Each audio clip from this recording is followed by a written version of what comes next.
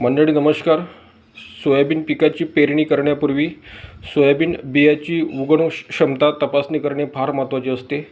त्यासाठीच आपण 4 दिवसापूर्वी अशा गोणपाट घेऊन हे गोणपाट ओलं करून याच्यावर 100 दाणे आपण ठेवले होते 10-10च्या रोनुसार.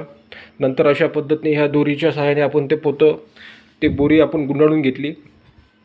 नंतर ते गोणपाट साधारणतः आपण त्याला व्यवस्थित मॉइश्चर देऊन ते 4 दिवसापर्यंत ठेवले.